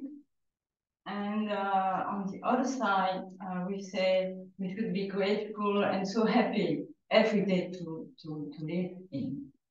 So it's kind of paradox, and how can we handle it? So the idea is that we all want to be happy, right? We all want to be free from suffering, but that as long as we are under the misunderstanding, as long as we are under this strong belief of an I, then we are constantly experiencing disappointment and attachment and aversion. And gradually by overcoming our negative emotions, by taming our mind, we are coming closer and closer and closer to freeing ourselves from that illusion of like grasping to a self. Grasping, ego clinging is the root of samsara, the root of suffering, the cause of suffering, ego clinging and ignorance. So ignorance means the not knowing who we are, not knowing the nature of reality. And with that ignorance and that ego clinging comes attachment and aversion, grasping, comes all the negative emotions. So you could say that all the positivity is like a gradual erosion of the negativity and the holding on to a self by being positive, by developing loving kindness and compassion, and by thinking of others. Our self-importance is diminished. And gradually, we're moving in the right direction of freeing ourselves from ignorance through all these various means, through positive thinking, through taming the mind, through positive action. So within samsara, there is still positive and negative. Within samsara, there is the fact that positive actions creates happiness, negative actions create suffering, but it's still within the samsaric realm until we have until we have exited that one exit that is there in the hospital of the six realms, samsara. Until we totally free ourselves, we are within the law of karma, where negative actions produce suffering. Happiness is caused by positive actions. So we need to increase the positive. And when you completely transcend it, then you also transcend karma.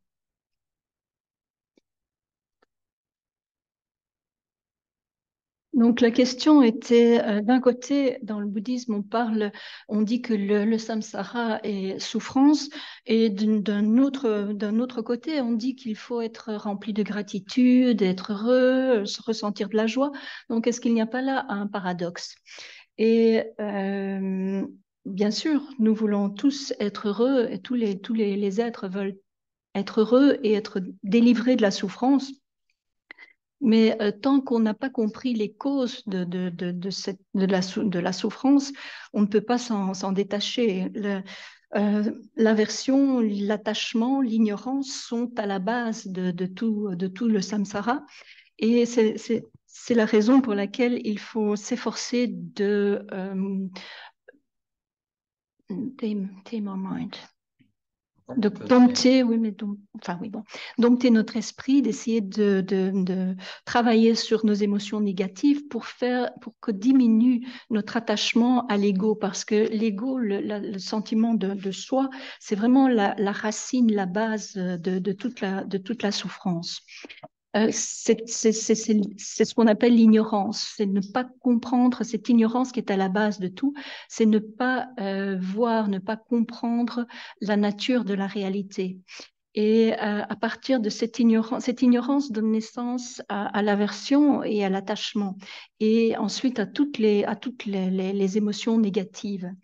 Donc, on conseille dans la pratique de développer de plus en plus les qualités positives, de dompter notre esprit, d'agir par notre corps, notre parole et notre esprit de manière aussi positive que possible pour essayer de diminuer tout le négatif. Mais parce que les actions négatives créent de la souffrance, les actions positives créent du bonheur, mais cela, c'est la loi du karma qui reste encore au sein du samsara. Donc on reste coincé dedans avec des hauts et des bas. Et ce n'est que quand on peut se libérer totalement de cette loi du karma que l'on peut, ce dont on a parlé, c'est la sortie unique là, qui nous permet vraiment d'échapper à ce samsara et à ce cercle, je dirais infernal, mais ce n'est pas le terme, mais ce cercle de renaissance qui est dominé par le jeu des actions négatives et des actions positives qui entraînent la souffrance ou le bonheur.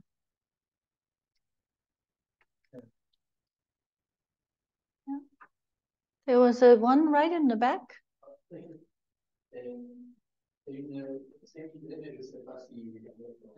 C'est de dire que la conscience, c'est une énergie qui est à l'intérieur de nous. C'est comme le son. Et quand on meurt, on peut quelque part envoyer le son. Et ce son se propage. Et donc, on peut, les pratiquants peuvent orienter le son quelque part et décider où se réincarner. Comment. Mais si on ne pratique pas très bien, alors le son il est dispersé, il est partout.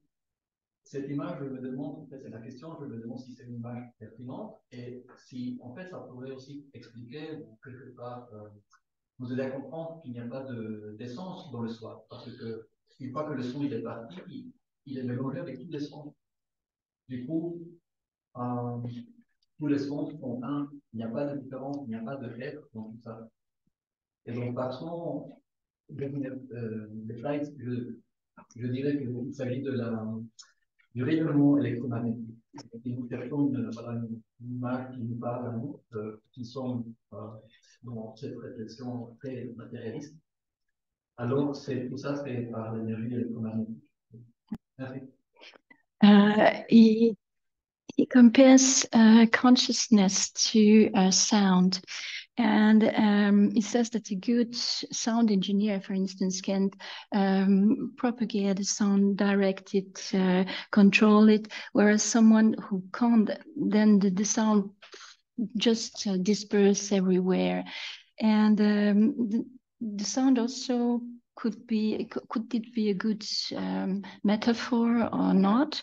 And also because sound has no substance, so it's a bit like the self. There's nothing there, and also all sounds finally are just one. There's no difference finally, and they also compared it to a electromagnetic. Comment est-ce qu'on appelle les rayonnements? Rays. And he was wondering whether this image could be useful and could be correct to understand mind and reality. If it's useful for you, then it's fine. I think it's fine. Yeah. Donc si cette image est utile pour toi, oui, c'est bien.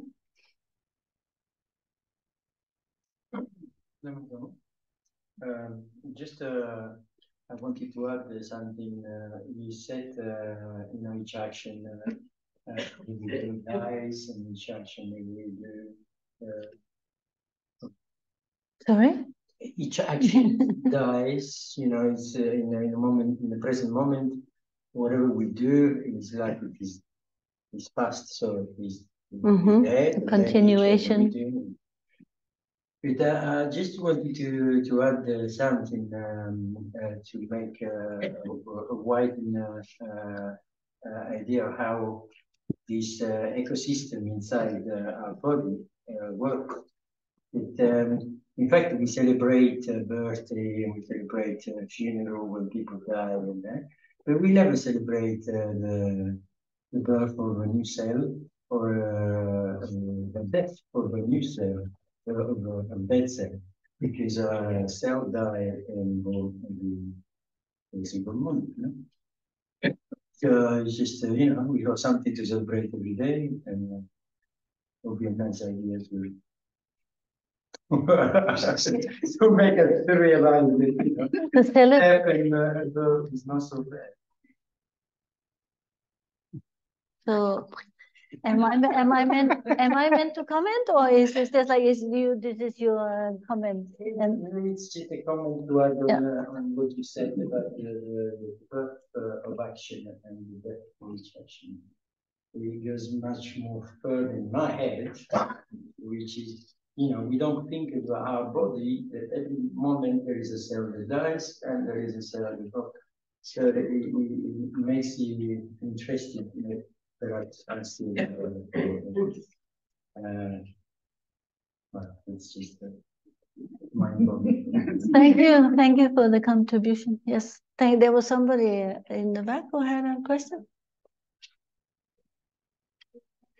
La question que je me posais, c'était par rapport au suicide, la vision un peu bouddhiste par rapport au suicide. Et aussi, à l'inverse, par rapport au transhumanisme qui est au contraire pour monter la vie à l'infini. Vous avez la question aussi de une manière de voir c'est de retrouver l'un de raccourci. And she would like to know what is the Buddhist view of suicide on the one hand, and on the, for instance, scientific efforts to prolong life indefinitely on the other one. I think I can say that the Buddhist view of suicide is like it's not a good thing. It's not a good thing. From any point of view, it's not a good thing. Suicide. Also, the whole idea of euthanasia is another thing, which is, of course, is like, it's assisted suicide. One thing is suicide you do by yourself, and then there's now this idea of legal suicide where you are assisted by someone else. from the Buddhist point of view, it's you're taking life. You're ending your own life, or you're ending someone's life, helping someone to end their life, which is a precious human life. Precious human life means that it has so much potential. And from the Buddhist point of view, death is not the end. Death is not seen as the end. So death is not seen as the end of suffering. In fact, it could be much worse after death. We don't know. Actually, that is the view. It could be much worse after death. So the idea that people take their lives to bring an end to their present suffering, it doesn't have any logic from the Buddhist point of view. So it's not encouraged, and also it is, from another point of view in Buddhism, it says somewhere that we have many like divine beings within our body, depending on how often we visualize ourselves, our own body, as a Buddha or as a deity. And that by taking our own life, we are also sort of cutting that short. So it's seen as something definitely not to do. The other point you mentioned was about what? Suicide and... No, it was about the scientific efforts. Oh, yeah. So these, that's a very personal choice of whether one wants to stay on a life support machine or not. That's not what No? It's really trying to extend human life in general, that we could be deathless. Oh. I never heard about that. What's his name? Eternal life? Yes, No. kind of.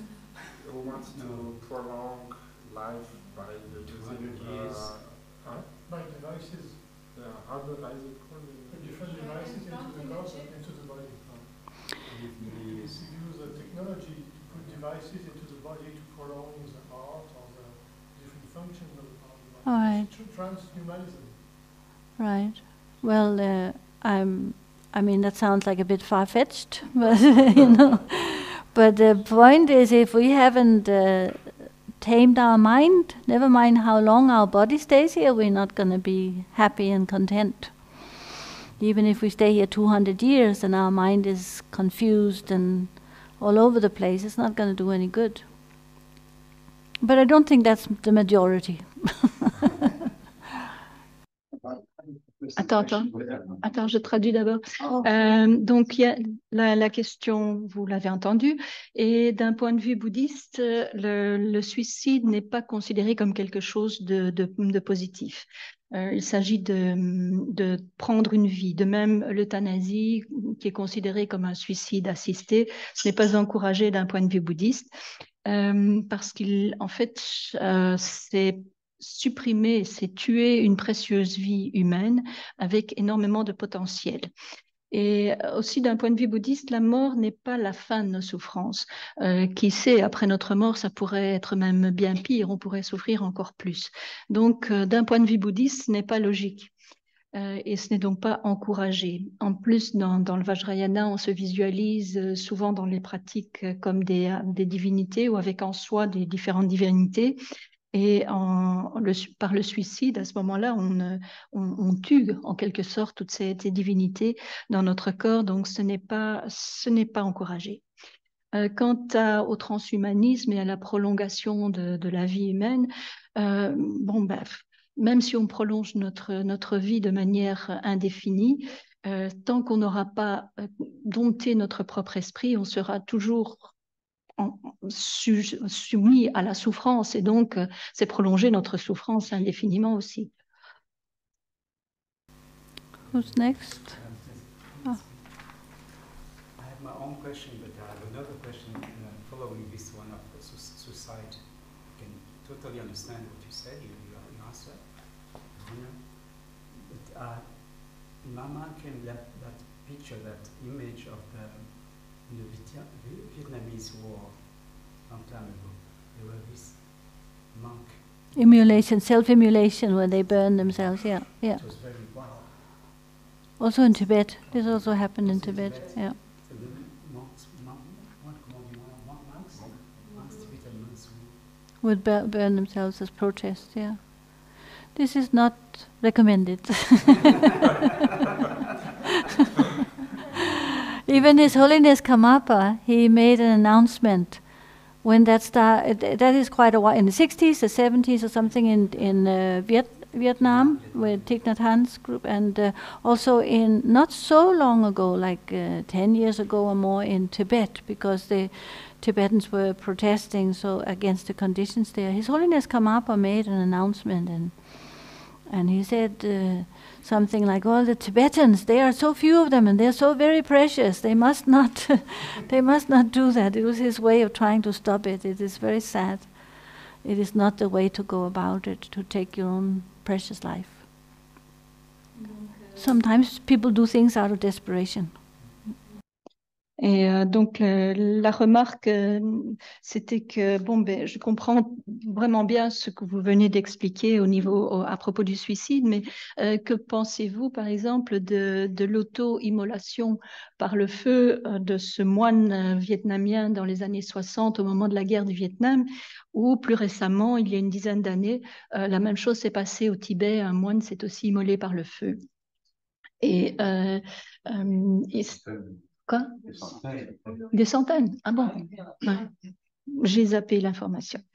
Et donc, ce n'est vraiment pas conseillé non plus. Même le Karmapa a dit qu'il n'encourageait vraiment pas cela, que les Tibétains étaient trop peu nombreux et leur vie était trop précieuse pour qu'ils s'immolent ainsi par le feu. Mais c'est manifestement quelque chose qui se passe suite à un désespoir profond chez les gens. Who's next? Okay. I'm going to forget it now. It was about not having fear for death. Some of us may not have fear about death. It means it's not a good thing not to have fear. No, it's a good thing.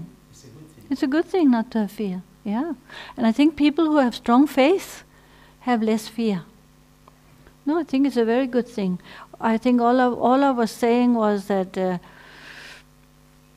we aren't in a situation of dying right now, so we don't know how we will feel actually at the time of our death, because we don't know what form it will take, and until we experience that, we don't know. But it's good if we don't have fear. It's good if we are familiar enough and have faith and strong faith, and it will help at the time of death. Yeah. Donc la question c'était, vous avez dit que certains d'entre nous peuvent ne pas éprouver de peur face à la mort. Est-ce que c'est quelque chose de bon ou pas? Et Lama Zangmo dit oui, c'est bon, c'est un signe d'une foi solide et forte. Mais toutefois, nous pouvons dire maintenant que nous n'avons pas peur de la mort, mais nous ne sommes pas dans la situation elle-même. Nous ne pouvons pas savoir comment nous allons vraiment réagir au moment de notre mort. And also I wanted to say, I've heard doctors who are familiar, who are around people who have died, they say that people who have strong faith, they tend to have a better day, more peaceful death. Et des docteurs qui sont familiers avec les mourants, avec le processus de la mort, ont constaté que souvent des personnes qui ont une foi très très très ancrée sont moins remplies de peur au moment de la mort. Do you have one last question? I think this lady had her hand up. She had her hand up before. Sorry, I tried English. I have two questions. Sorry, I have a little problem with the term attachment. Because, for example, if I lose somebody I love dies suddenly, I am sad, so I live suffering. That is because I love this person. So I understand it as if I had to give up love as well. with the attachment. Mm-hmm. So for me, love is something good. Yes. And so if I say to myself, oh, I don't have to attach myself to this person because otherwise I will suffer, then for me it means I won't love or love her anymore. Mm-hmm. So it's a question for me, this notion of attachment. So attachment, in your mind, is attachment and love the same thing? I don't see very well the difference between both. Yeah. So I suppose if we, certainly the idea is not that we stop loving others, but the idea is that we recognize that we are here together for a limited time. It's like shared time together. And if you live together with that acknowledgement, then the result would be that you really, really appreciate and care for each other and love each other, but when the time comes, it is not so painful to separate. So in a sense, that is that remembrance of impermanence, it eases the attachment. The attachment is a clinging aspect, but the love can still be there without the clinging.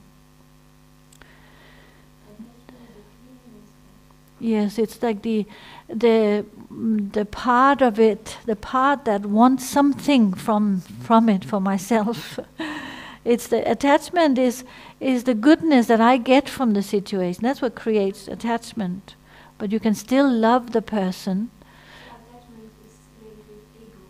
Yeah. And love is not. So maybe I think to be realistic, love will have some degree of attachment to it, but we can lessen it, having less grasping, having less clinging, by recognizing that, our time is limited. Say you have a partner or your children or somebody you really care so much for, you wouldn't want to lose them, of course not. But you would really appreciate the time you have together very much. You would really want to show them how much you love them. You would really want to make it the best time, because you know it's limited. So it doesn't make your love less. In a way, it would, I think, would make it more. Because you would express it, because you know you only have limited time to express it. Yeah? Was that one question or two? I have another one in comparison with the question about suicide. Mm-hmm. What is the realization about abortion? Abortion? If a woman, for example, because some women make these child because they are not able to grow the child, or because they didn't really want this child. Yeah. Well, the view is that it's the woman's choice, for sure. It's the woman's own choice. I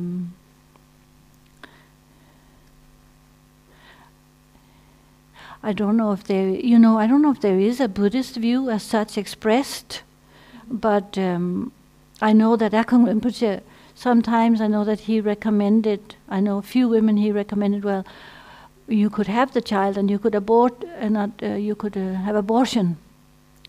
You could give it for abortion. Because many women feel regretful if they have an abortion. Adoption. Did I say adoption? Did I say adoption? I meant adoption. That you could have the birth, but you could give the child for adoption. That is one option. If you are in two minds about, am I killing a child? Am I killing a child by having an abortion? Some women later feel like regret because they felt that they caused the death of a child. But the freedom is The freedom is the individual. Of course, the same is this case of suicide, assisted suicide, like wherever it's legal, it's the individual's choice, yes. In Buddhism, most things are like that, it's your own choice. Unless you have actually taken precepts, like if you're a monastic or who's taken the vows, or if you're a layperson, as a layperson you can also take vows and precepts. Unless you are sort of going against any precepts, then it's totally each individual's choice what you adopt and what you don't adopt, but you have to like just know the consequences of your actions. You had one last question? Yeah, oh yeah. Un petit moment.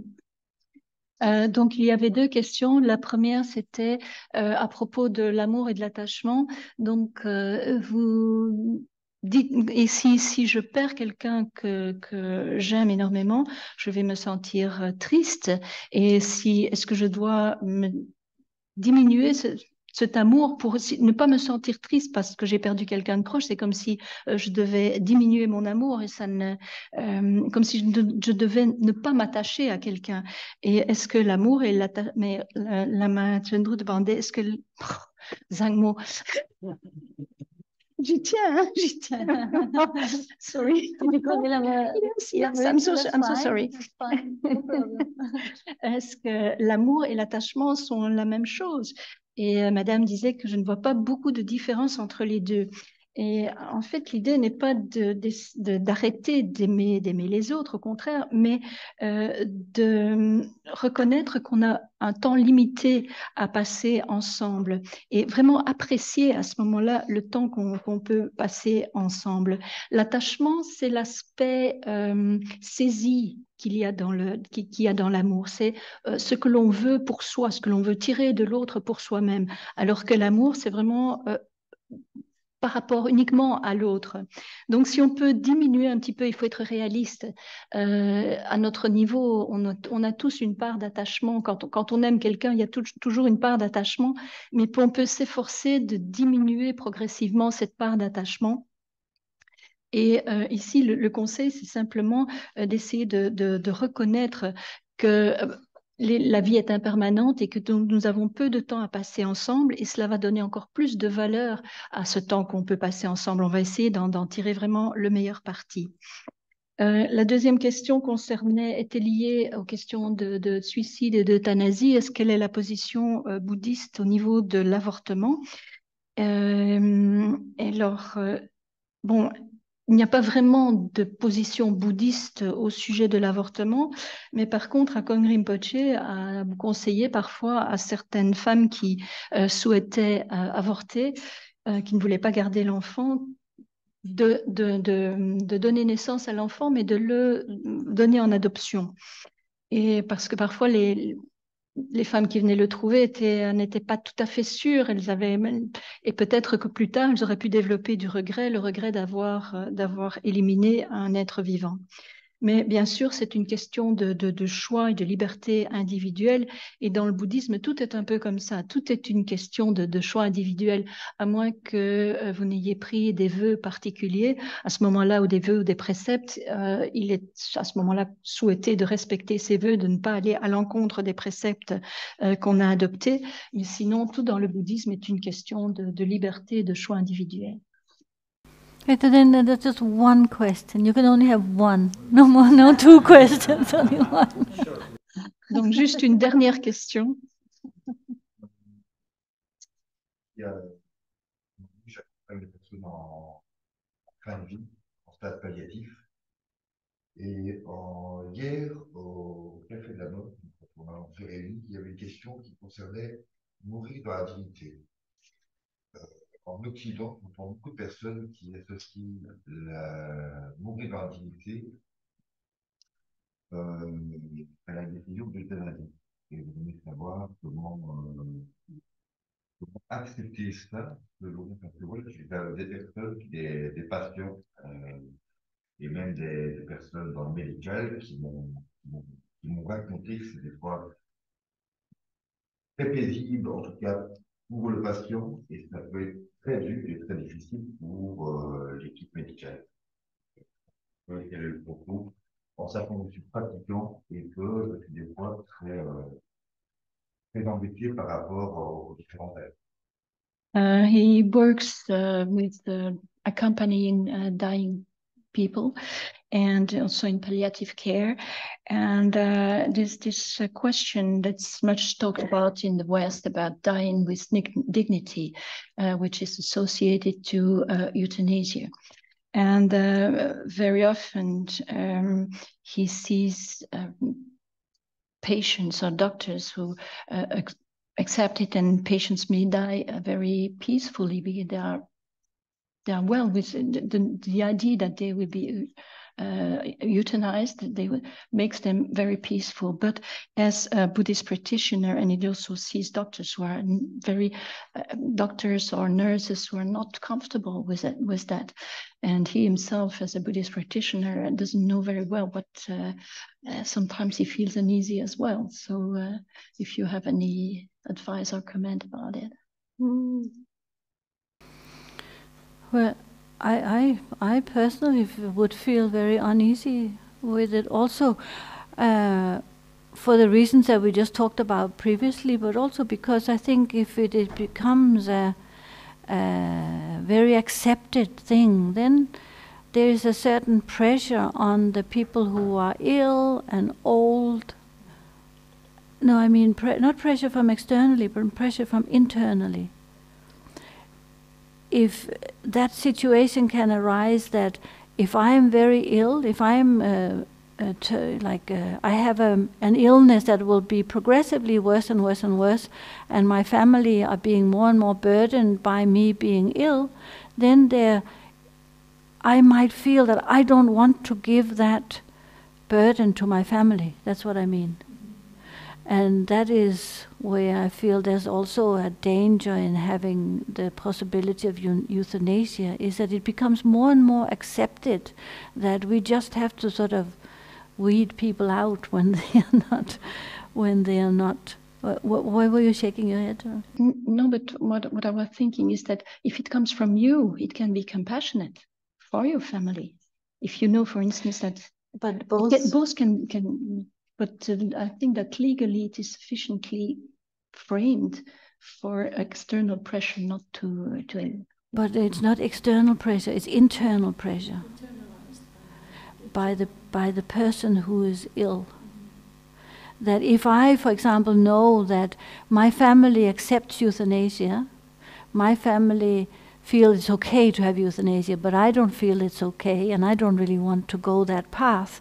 But I am, through my own illness, I am being a burden to my family and my surroundings. I might put pressure on myself to go that path. To me, that is a difficulty as well.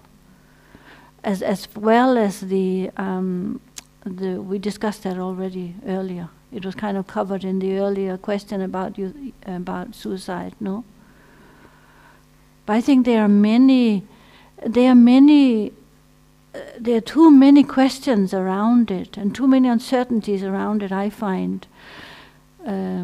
But at the same time, I can understand why somebody, if they don't have the view, the Buddhist view that there is reincarnation and there's a continuation, if they think that this is the end of life, and if they are really suffering through illness, then, you can understand why they choose that path. If they really believe this is it, the end of my suffering, so why not? Why not jump over the cliff if that is the end of the suffering? But the Buddhist view is not that it's the end. But I'm not sure where your question came from. Was it because of the uncertainty of the doctors, or like how to deal with that? What was the exact question? Quelle était exactement ta question est à propos de l'incertitude parfois des docteurs face aux demandes d'euthanasie, ou est-ce que c'est par rapport à toi? C'est face à l'équipe. Et moi, par rapport à ça, quand un patient me dit voilà, je souhaite une plus grande dignité avec la demande d'euthanasie, et moi je suis un petit peu. Et quand l'équipe l'accepte ou l'équipe le refuse? J'ai vécu la situation où deux médecins vont accepter, parce que l'euthanasie, il faut qu'un médecin le fasse, et qu'un autre médecin de veiller à ce qu'il ait les actes. Donc, il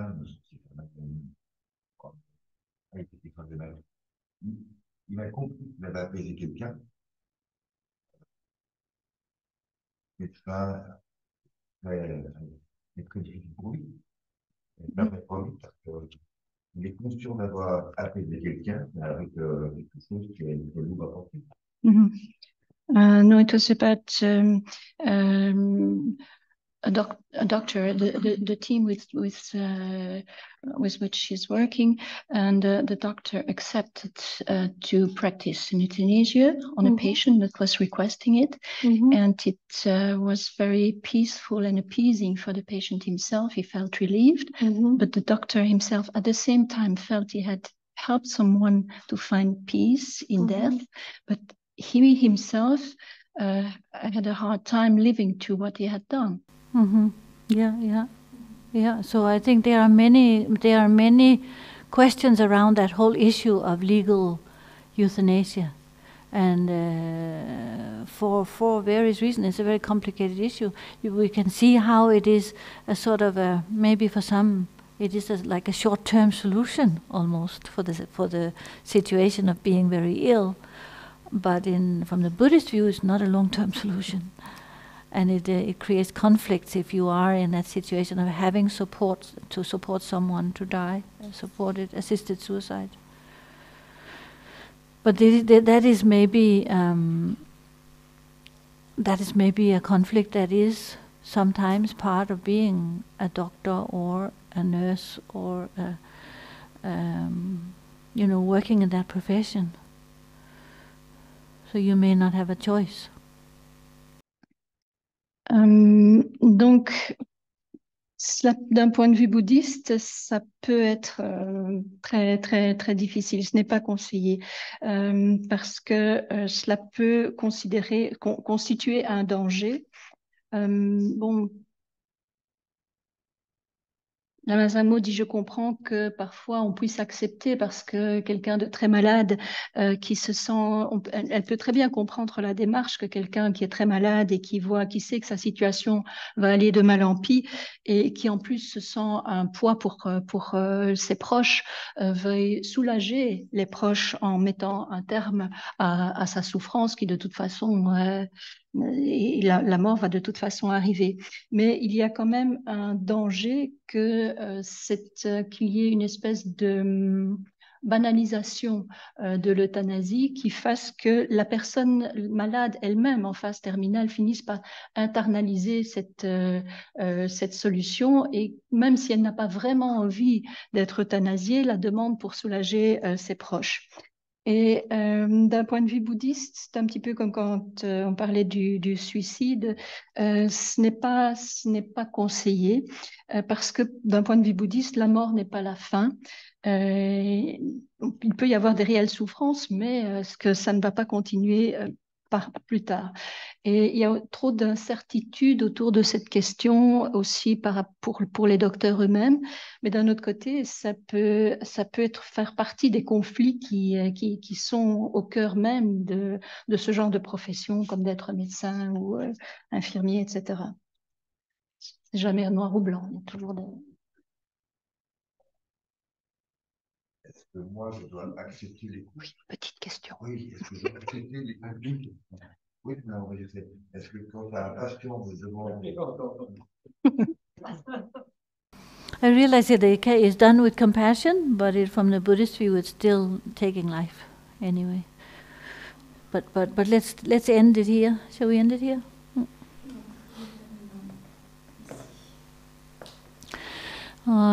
Senam de tamche se pane topne nye pedanam pamche ne jega na je balab tukpaye se pe sole dowa dolwa sho shangjo semjo rinpoche ma je panam je jo jik je pa nyam pa me padang kone konto pelwa sho